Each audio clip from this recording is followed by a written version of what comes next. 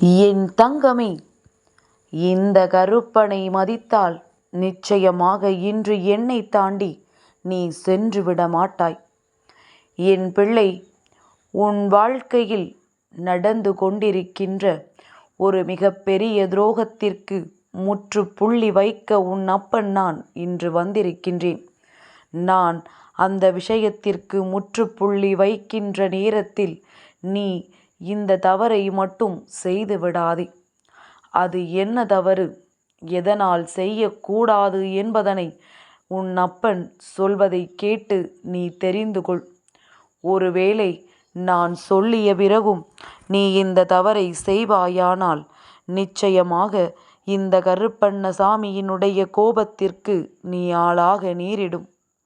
ஏனென்றால் உன் வாழ்க்கையில் ஒவ்வொரு நாளும் நல்லதை நடத்தி கொடுக்க உன் அப்பன் நான் போராடி கொண்டிருக்கும் பொழுது, உனக்கு துரோகங்கள் செய்தவர்களை ஒரு கை பார்க்க நான் புறப்பட்டிருக்கும் நேரத்தில் நீ இந்த தவறை செய்தால் அது நிச்சயமாக எனக்கு மன கஷ்டத்தை ஏற்படுத்தத்தானே செய்யும். என் பிள்ளையே, அது உன் வாழ்க்கையிலும் உனக்கு வேதனைகளை மேலும் அதிகமாக்கும்.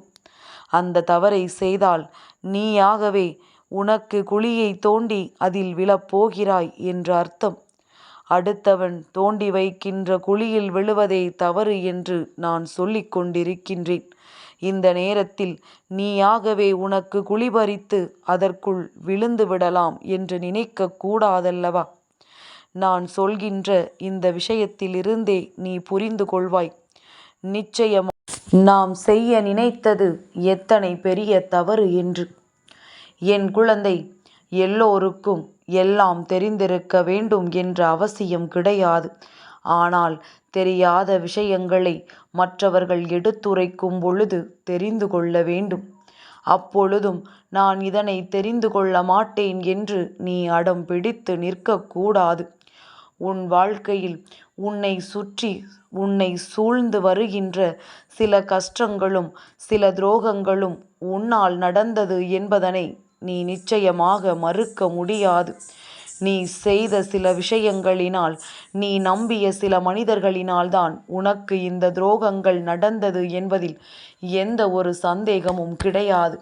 அப்படி இருக்கும் பொழுது இந்த வாழ்க்கையில் இதற்கு மேலும் நீயாக செய்கின்ற தவறினால் உன் வாழ்க்கையில் இந்த மனிதர்களின் மீண்டும் வேதனைகளை அனுபவித்து விடக்கூடாது என்பதற்காகத்தான் உன் அப்பன் இத்தனை நேரம் உன்னோடு பேசிக் கொண்டிருக்கின்றேன். என் பிள்ளை, கஷ்டங்களை கொடுப்பவர்கள் ஒரு நாளும் யோசிப்பது கிடையாது, நாம் கொடுக்கின்ற கஷ்டங்களினால் இவர்களுக்கு என்னென்ன பாதிப்புகள் ஏற்படும் என்று.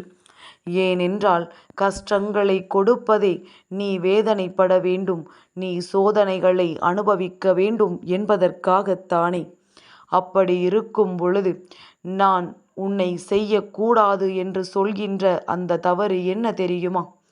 இவர்கள் இது போன்ற எண்ணங்களோடு உன் வாழ்க்கையை அழிக்க நினைக்கும் பொழுது, இது போன்ற சிந்தனைகளோடு உன் வாழ்க்கையில் நடக்கவிருக்கின்ற நல்ல விஷயங்களை எல்லாம் தடுக்க முயற்சி செய்யும் பொழுது, அவர்கள் சில காலம் கழித்து நாம் செய்த தவறை உணர்ந்து விட்டேன் என்று சொல்லியோ அல்லது அவர்கள் செய்தது தவறே இல்லை என்று சொல்லியோ உன்னிடத்தில் அவர்களை புரிய வைக்க முயற்சி செய்யும் பொழுது நீயும் உடனே கஷ்டங்கள் வந்து பல நாட்கள் ஆகிவிட்டதல்லவா, அது கொடுத்த அத்தனை கஷ்டங்களையும் கவலைகளையும் நீ மறந்துவிட்டு அவர்களை மன்னித்து ஏற்றுக்கொள்வாய். இந்த தவறைத்தான் உன்னை செய்யக்கூடாது என்று சொல்கின்றேன். வாழ்க்கையில் பல துரோகங்களையும் கஷ்டங்களையும் கொடுத்தவர்கள் நிச்சயமாக என்றுமே மன்னிப்பிற்கு தகுதி உடையவர்கள் கிடையாது. அவர்களுக்கு உண்மையாகவே உன்னை பற்றிய அக்கறையும் உன் வாழ்க்கையை பற்றிய கவலையோ இருந்திருக்குமானால் நிச்சயமாக உன்னை இந்த நிலைக்கு அவர்கள் தள்ளி இருக்க மாட்டார்கள். அதையும் மீறி உன்னை இந்த நிலைக்கு தள்ளிவிட்டு விட்ட பிறகு அதற்கு காரணத்தை தேடுவதும் அதற்கு ஏதேனும் ஒன்றை சொல்லி உன்னை சமாளிப்பதுமாக இருந்து கொண்டிருந்தால் நிச்சயமாக அவர்கள் செய்வது மிக பெரிய தவறல்லவா? தவறுகளையும் செய்துவிட்டு அதற்கு மன்னிப்பினையும் கேட்கின்ற ஒருவர் இருக்கிறார் என்றால் இந்த மன்னிப்பு என்கின்ற இந்த வார்த்தைதான் அவர்களை இத்தனை தூரம் உனக்கு இந்த தவறுகளை செய்ய வைத்திருக்கிறது என்பதனை நீ புரிந்து கொள்ள வேண்டும். என்ன வேண்டுமானாலும் செய்யலாம், எப்படி வேண்டுமானாலும் கஷ்டங்களை கொடுக்கலாம். எல்லாம் முடிந்துவிட்ட பிறகு என்னை மன்னித்து விடு என்ற ஒரு வார்த்தையை கேட்டுவிடலாம் என்கின்ற நம்பிக்கையில்தான் அத்தனையையும் செய்திருக்கிறார்கள் என்று தெரிய வரும் பொழுது நிச்சயமாக என் குழந்தை, அவர்களை பற்றி நீ சரியாக புரிந்து கொள்ள வேண்டும். நான் அவர்களுக்கு தண்டனை கொடுக்க புறப்பட்டிருக்கின்ற இந்த நேரத்தில் என் பிள்ளை, நீ ஒரு நாளும் அவர்களுக்கு மன்னிப்பினை வழங்கிவிடாதே. நானாகவே மன்னிப்பு கொடுத்தாலும் நீ அவர்களை மன்னிக்க கூடாது. அப்படி இருந்தால் மட்டும்தான் நீ என்னிடத்தில் சொல்லி அழுது புலம்பியதற்கான தீர்வு உனக்கு கிடைக்கும் என்பதனை நீ புரிந்து கொள்வாய். என் பிள்ளையே, இந்த கருப்பன் இந்த நேரத்தில் உன்னிடத்தில் சொல்லிக் கொண்டிருக்கின்ற இந்த வார்த்தைகள் அத்தனையும் உண்மையானது. தெய்வ வாக்கு உனக்கு கிடைக்கும் நேரம் என் பிள்ளை அதை உன் மனதிற்கு எடுத்து கொண்டு செல். நாம் எந்த நேரத்திலும் தெய்வம் நமக்கு உறுதுணையாக இருப்பதை புரிந்து கொண்ட பிறகு எந்த சூழ்நிலையிலும் இது போன்ற தவறுகளை செய்துவிடக்கூடாது என்பதில் நீ மிகுந்த கவனத்தோடு இருந்துவிட வேண்டும். இந்த கருப்பன் உனக்கு தந்து கொண்டிருக்கின்ற தெய்வ வாக்கின்படி நீ நடந்து கொண்டாலே போதும். உன் கஷ்டங்களும் உன்னை சூழ்ந்து வருகின்ற துரோகங்களும் உன்னை விட்டு ஓடிவிடும். என் பிள்ளையே, துரோகங்களை எல்லாம் தருகின்றவர்கள் வாழ்க்கையில் ஒரு நாளும் நேர்மையானவர்களாக இருக்க முடியாது. நல்லவர்களாக அவர்களால் இனியும் வாழ்ந்துவிட முடியாது.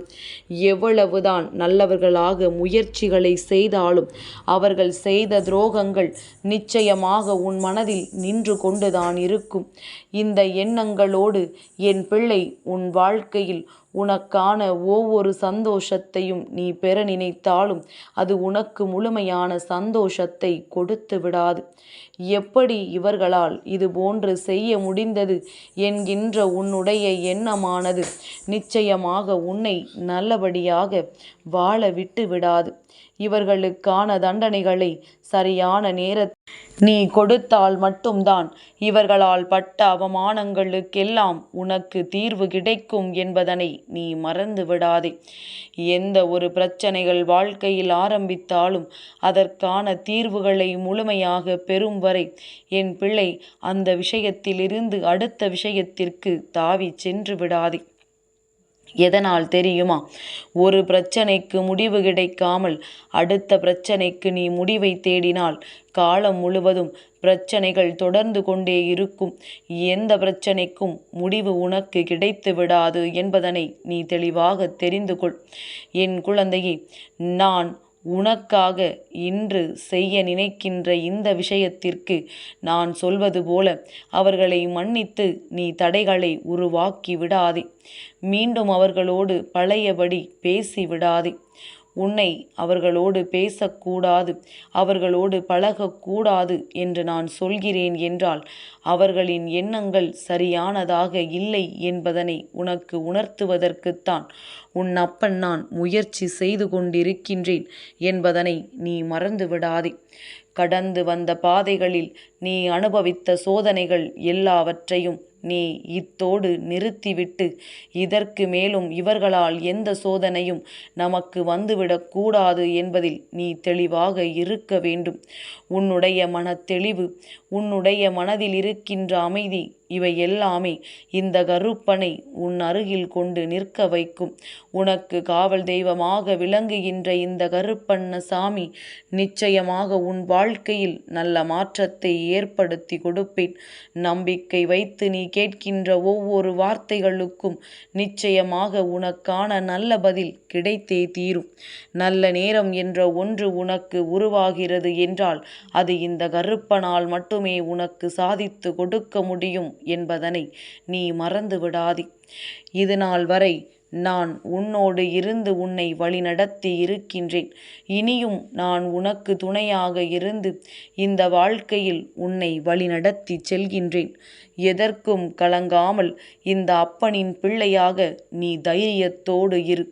நடப்பது எல்லாம் நன்மைக்கு. என் தங்கமே, இந்த கருப்பனின் ஆசீர்வாதங்கள் என்றென்றைக்கும் உனக்கு முழுமையாக கிடைக்கும்.